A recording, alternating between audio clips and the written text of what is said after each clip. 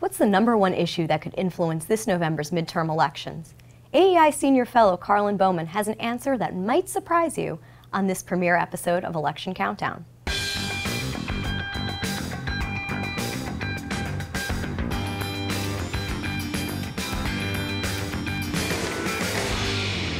Hi, I'm Jennifer Marsico with the American Enterprise Institute.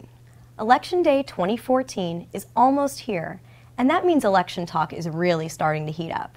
The Election Countdown series will release a new video every week from now until November, and AEI's political team will be talking about the latest news and issues surrounding the campaigns. Joining me this week is Senior Fellow Karlyn Bowman, AEI's resident public opinion expert, and she'll be giving us the lay of the political landscape. Karlyn, thanks for being with us. Delighted to be here, Jen.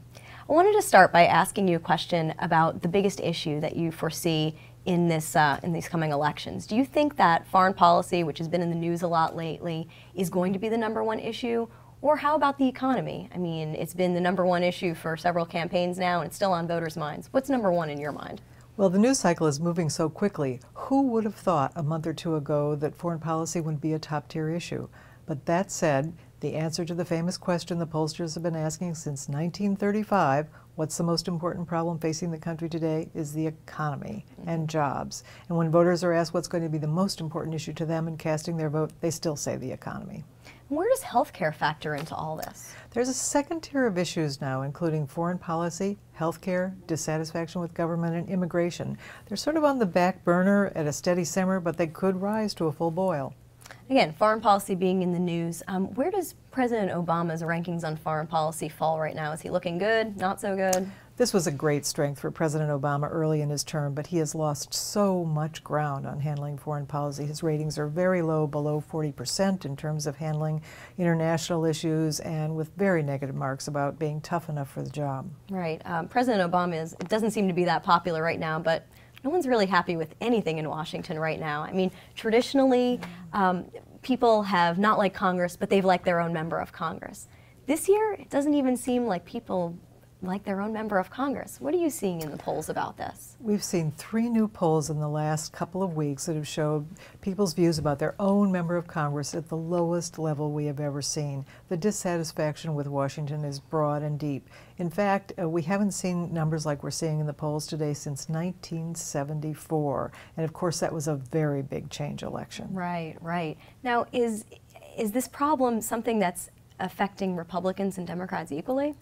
In the famous question that the pollsters ask, if the election were held today, for whom would you vote? You see a pretty even matchup between Democrats and Republicans, with Republicans having a slight edge among those more likely to vote at this particular point. But again, it's very close. One thing that Republicans do seem to have an edge on is voter enthusiasm. Their supporters seem to be more eager to get out to the polls.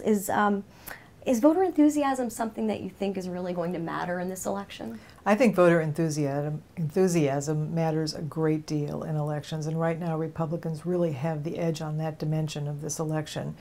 But I was reminded by Neil Newhouse, Mitt Romney's pollster, last week, who said that Republicans also had a big edge in 2012, and that didn't help Mitt Romney. So why didn't it? Probably because of the candidate himself. Well, that might be a problem, yeah. We've been hearing a lot about President Obama's popularity, or lack thereof. Do you think that his declining popularity is something that's going to affect the outcomes of some of these midterm races? It's clearly affecting the outcomes already. In the races that we're watching most closely, the really hotly contested races like Kentucky, Louisiana, Arkansas, those candidates, the Democratic candidates, do not want President Obama to campaign in their state. They recognize how unpopular he is in their states, and they would rather just operate their campaigns on their own. Right. We in the political corner have been looking a lot at the Kentucky Senate race in particular, and one aspect we've been looking at closely is the gender gap. Do you think that the gender gap is something that's alive and well, not just in Kentucky, but in a lot of other races? The gender gap is a permanent feature of our politics, as is the marriage gap.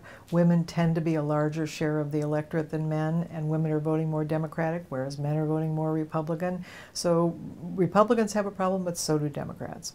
So Allison Grimes clearly has the edge in Kentucky among women. That's right. But she's not doing well enough in the polls to be clearly outrunning McConnell, and it may even look like she's falling behind a little bit. If she hopes to win, what should her strategy be? Should she try to pick up more women and widen the gender gap, or should she try to pick up more male voters? I think she's trying to pick up more female voters overall, but she's certainly going to need more male voters than she has in the recent polls.